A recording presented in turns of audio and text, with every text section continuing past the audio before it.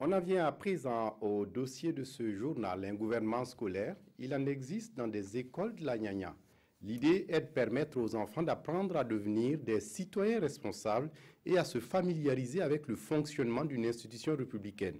À l'école de Bantia, c'est toujours dans la Nyanya, par exemple, le gouvernement scolaire est choisi par des élections animées par les élèves eux-mêmes.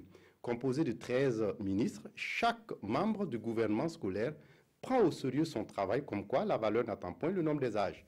Reportage dans la province de la Nyanya avec Idrissa Warga et Bouma Ernest Nebier. Il existe un gouvernement scolaire à l'école primaire publique de Bantia dans la province de la Nyanya. Composé de 11 ministres, d'un premier ministre, d'un secrétaire général, tous des élèves de la dite école, il a pour président Bienvenu Lompo, lui-même élève de la classe du CM2. On choisit le président par des élections.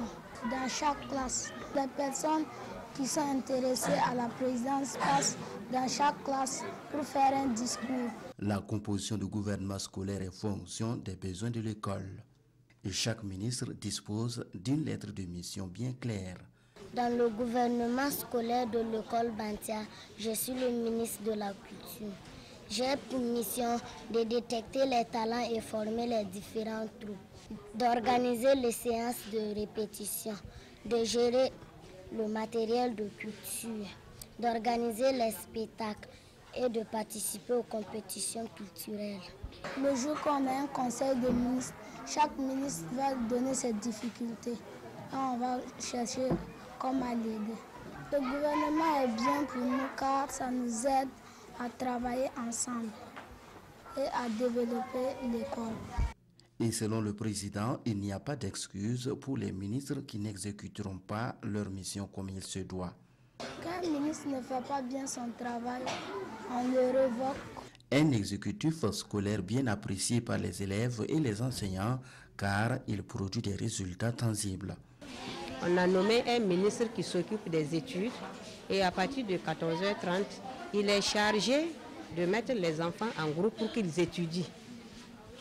Et à partir de cela, quand on rentre en classe, on sent dans la révision que les enfants étudient réellement. Il y avait également un problème de latrine, et avec également le plaidoyer du gouvernement scolaire auprès des autorités locales, notamment auprès du conseil municipal. Nous avons obtenu en tout cas la construction de 2 blocs de latrines composés de 8 cabines. À l'image de l'école de Bantia à Bokandé, plusieurs établissements scolaires de la province de la Nyanya disposent des gouvernements scolaires. C'est une initiative de Oxfam mise en œuvre sur le terrain dans le cadre du programme intégré Gouvernance, Éducation et Citoyenneté PUJEC par un consortium de partenaires dont la Coalition pour l'éducation pour tous. Pour ce qui est de l'année scolaire 2017-2018, les résultats ou en tout cas l'action du PUJEC a fortement contribué à faire en sorte que la province de la Nyanya se classe première au niveau de la région, ce qui n'était pas le cas avant l'intervention du programme. En plus des gouvernements scolaires, le PUJEC 2, financé par Danida, renforce également les capacités pédagogiques des enseignants des écoles qu'il couvre à travers des séances de formation.